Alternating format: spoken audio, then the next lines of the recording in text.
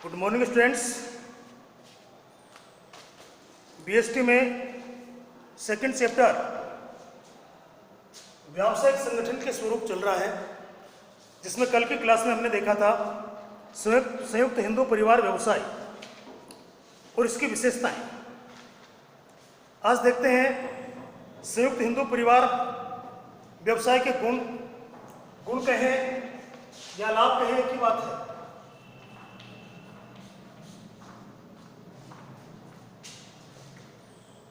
तो फर्स्ट देखिए, प्रभावशाली नियंत्रण।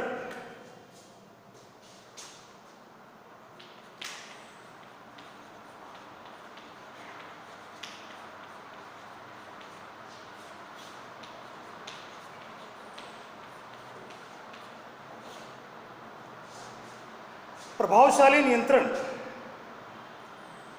संयुक्त हिंदू परिवार व्यवसाय में निर्णय लेने के पूरे अधिकार केवल और केवल कर्ता के पास होते हैं। इससे सदस्यों में कोई मतभेद उत्पन्न नहीं हो पाता है। परिवार का कोई भी सदस्य कर्ता द्वारा लिए गए निर्णय में हस्तक्षेप नहीं कर सकता है। इसके कारण निर्णय शीघ्र लिया जा सकता है और ऐसे निर्णय में लचीलापन भी अधिक होता है। कर्ता निर्णय लेता है और कर्ता अपने निर्णय को बदल भी सकता है। दूसरा देखिए, स्थायित्व।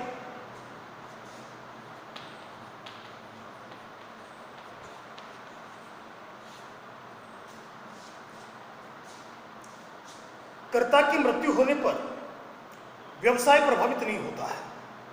व्यवसाय पर कोई प्रभाव नहीं पड़ता है, क्योंकि परिवार में जो दूसरी सबसे बड़ी आयु का व्यक्ति होता है वो कर्ता का स्थान ले लेता है। इसलिए इस व्यवसाय में स्थायित्व यानी निरंतरता बनी रहती है। ये व्यवसाय तब तक समाप्त नहीं होता है जब तक परिवार के सभी सदस्य मिलकर समाप्त करने का निर्णय न लें। नेक्स्ट देखिए, सदस्यों का सीमित दायित्व।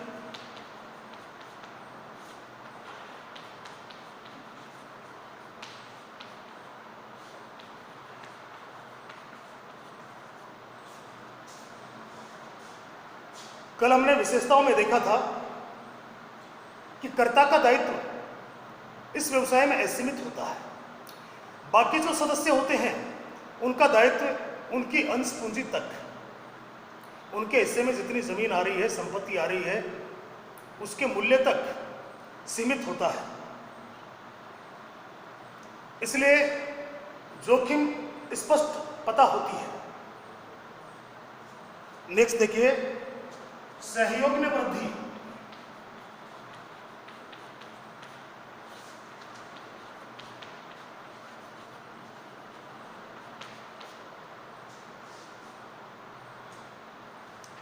सहयोग में वृद्धि, क्योंकि व्यवसाय को एक परिवार के सदस्य मिलकर चलाते हैं, इसलिए एक दूसरे के प्रति अधिक निष्ठावान होते हैं। इस व्यवसाय को परिवार के सभी सदस्य मिलकर चलाते हैं और मिलकर चलाते हैं तो एक दूसरे के प्रति अधिक निष्ठावान होते हैं। हमारी फैमिली है, परिवार है, सभी लोग जितने भी 5-7 मेंबर होते हैं एक ही परिवार में रहते हैं। सब लोग मिलकर परिवार का काम करते हैं, तो आपस में जो निष्ठा है, प्रेम है, उसमें वृद्धि होती है। व्यवसाय का विकास परिवार की उपलब्धि होती है, और अगर व्यवसाय का विकास होता है तो ये माना जाता है कि वो परिवार अच्छा है। इसलिए उनके लिए गर्व की बात होती है। इसमें सभी सदस्यों का श्रेष्ठ सहयोग प्राप्त होता है।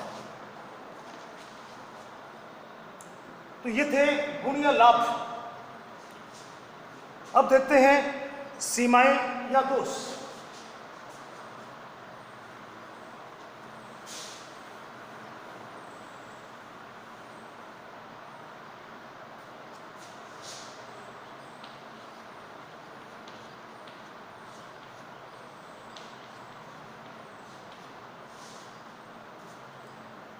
सीमाएं कहें, दोष कहें, एक ही बात है।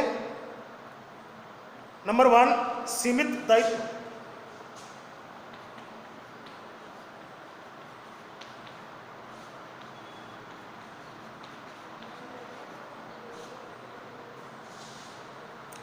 संयुक्त हिंदू परिवार व्यवसाय मूल रूप से पैतृक संपत्ति पर आधारित होता है। जितनी पैतृक संपत्ति पूर्वजों से प्राप्त होती है, पूर्वजों से मिली होती है, उस पर आश्रित रहता है। इसलिए इस व्यवसाय में सीमित पूंजी की समस्या बनी रहती है। इससे व्यवसाय के विस्तार और विकास की संभावना कम होती है। दूसरा देखें, कर्ता का असीमित दायित्व।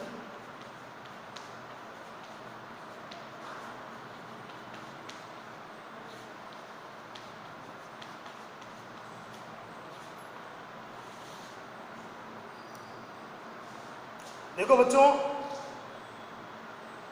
जैसा पहले चर्चा कर चुके हैं कि कर्ता का दायित्व असीमित होता है, परिवार के शेष सभी सदस्यों का दायित्व सीमित होता है। असीमित दायित्व का क्या मतलब है?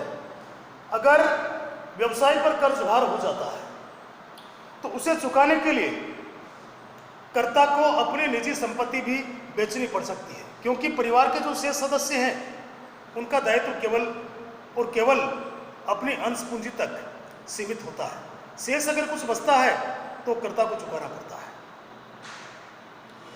कर्ता पर न केवल निर्णय लेने और प्रबंध करने के उत्तरदायित्व का बोझ होता है, बल्कि उस पर असीमित दायित्व का भार भी होता है। व्यवसाय के ऋणों को चुकाने के लिए उसे अपनी निजी संपत्ति भी बेचनी पड़ सकती है, यानी उसकी निजी संपत्ति का उपयोग ऋणों को चुकाने में किया जा सकता है। नेक्स्ट, कर्ता का प्रभुत्व।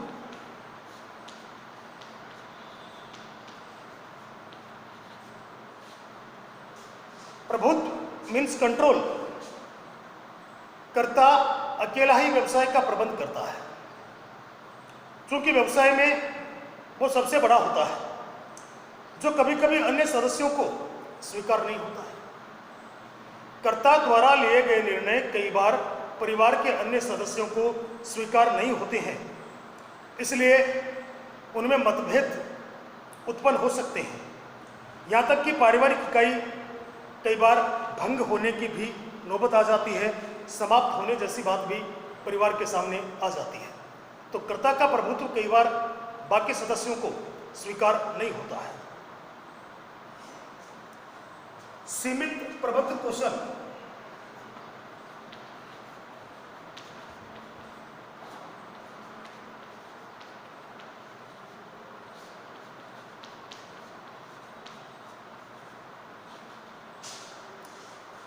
कर्ता के पास प्रबंध करने का कोई विशेष प्रशिक्षण नहीं होता है। उसके पास में प्रबंध की विशेष कोई डिग्री नहीं होती है।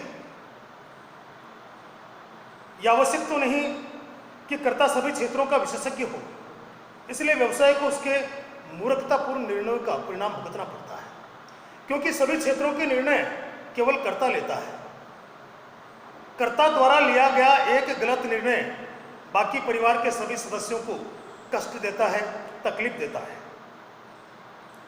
यदि वह प्रभावी निर्णय नहीं ले पाता है तो उससे वित्त संबंधी समस्याएं उत्पन्न हो जाती हैं, जैसे कम लाभ का होना या फिर हानि का होना। अभी वर्तमान में अगर देखें तो संयुक्त हिंदू परिवार बहुत कम है और इनकी संख्या लगातार घटती जा रही है। यह हुआ संयुक्त हिंदू परिवार व्यवसाय।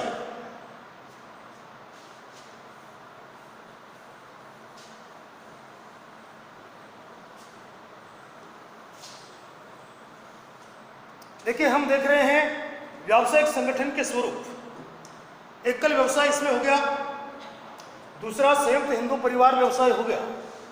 अब तीसरा देखते हैं साझेदारी, पार्टनरशिप।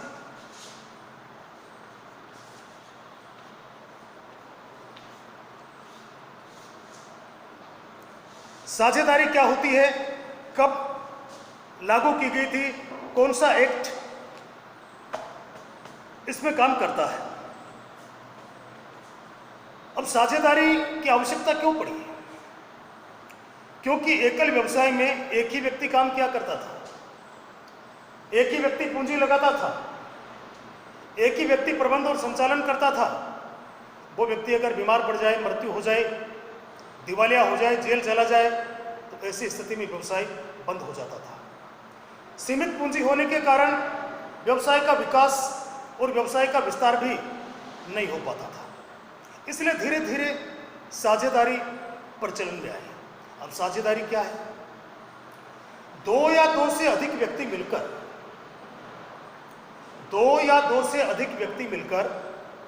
आपस में लाभों को बांटने पर सहमत होते हैं, तो इसे साझेदारी कहा जाता है। साझेदारी में कम से कम दो व्यक्ति, कम से कम कितने बेटा? दो। अधिक से अधिक 50 व्यक्ति। कम से कम दो व्यक्ति हो सकते हैं, अधिकतम 50 हो सकते हैं। अगर दो से कम हुए तो साझेदारी समाप्त हो जाती है, 50 से अधिक हो गए तो भी साझेदारी समाप्त हो जाती है। तो 2 से लेकर 50 तक व्यक्ति साझेदारी में हो सकते हैं। सभी साझेदार मिलकर पूंजी लगाते हैं। उनमें से कोई एक या सारे साझेदार मिलकर व्यवसाय का प्रबंध कर सकते हैं, संचालन कर सकते हैं।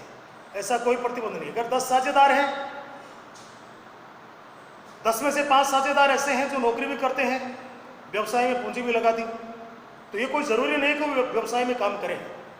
बाकी जो साझेदार हैं वो व्यवसाय का संचालन करेंगे, उनको लाभ में हिस्सा प्राप्त होगा। तो देखिए, इसकी विशेषताएं, लक्षणों के बारे में बात करें तो पहला पॉइंट देखिए, स्थापना।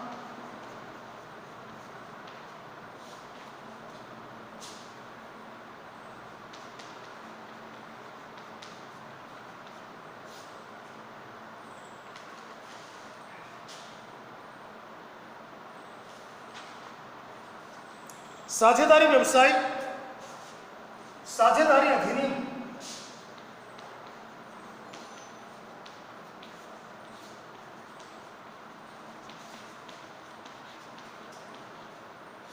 1932 द्वारा शासित होता है। एक्ट कौन सा था आपको ध्यान में रखना होगा, तो साझेदारी अधिनियम 1932। तो व्यावसायिक संगठन का साझेदारी स्वरूप भारतीय साझेदारी अधिनियम 1932 के द्वारा शासित है। सारे जो नियम लागू होते हैं वो एक्ट 1932 के लागू होते हैं। साझेदारी कानूनी समझौते के परिणाम स्वरूप अस्तित्व में आती है, जिसमें साझेदारों के मध्य संबंध, लाभ और हानि को बांटने और व्यवसाय के संचालन के तरीकों को निश्चित किया जाता है। यदि 2 या 2 से अधिक व्यक्ति लाभ कमाने के लिए नहीं, किसी जनहित या धर्मार्थ कार्य के लिए कोई व्यवसाय प्रारंभ करते हैं, तो इसे साझेदारी नहीं कहा जाएगा। ऐसा व्यवसाय साझेदारी की काउंटिंग में, गिनती में नहीं आता है। सेकंड देखिए, देयता। आप इसे दायित्व भी कह सकते हैं।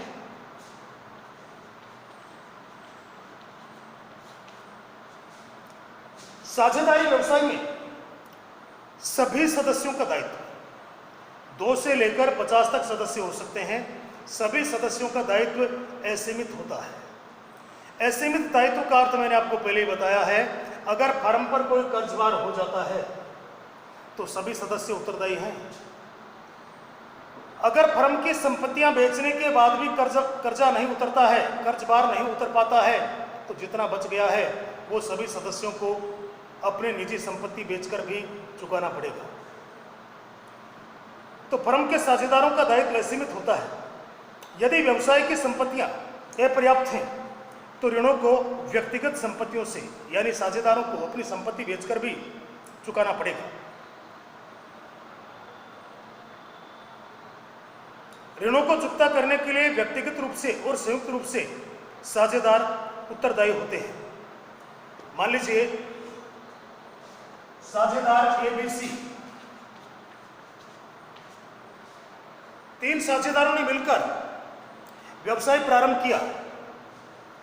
व्यवसाय पर 5 लाख रुपए का कर्जभार हो गया। व्यवसाय की पूरी संपत्तियां बेचने के बाद भी 3 लाख रुपए मिल पा रहे हैं। 2 लाख रुपए फिर भी कम पड़ गए। ये 2 लाख रुपए ए, बी और सी को चुकाने होंगे, भले इनको अपनी निजी संपत्ति बेचनी पड़ी। अब देखिए, साझेदार ए के पास में निजी संपत्ति भी नहीं है, इसके पास बेचने के लिए कुछ नहीं है। बी और सी के पास संपत्ति है, तो बी और सी की संपत्ति बेचकर ये 2 लाख रुपए चुकाने होंगे। बी और सी जो एक का हिस्सा है हानि का, उसकी बाद में ऐसे पूर्ति करा सकते हैं, लेकिन बी और सी को संयुक्त रूप से चुकाना पड़ेगा। एक के पास संपत्ति होती तो इसकी संपत्ति को भी बेचा जाता और हिस्से का जो धन है हानि का, कर्ज बाहर का, वो ए को भी देना पड़ता। लेकिन ए के पास अगर संपत्ति नहीं है तो बी और सी चुकाएंगे। भविष्य में ऐसे आनुपातिक राशि ये वसूल कर सकते हैं, लेकिन एक बार चुकाना पड़ेगा। इसलिए साझेदारी व्यवसाय में व्यक्तिगत रूप से और संयुक्त रूप से सारे पार्टनर उत्तरदायी होते हैं। आज यहीं तक चर्चा करेंगे, बाकी विशेषताएं अगली क्लास में देखेंगे। Okay, thanks.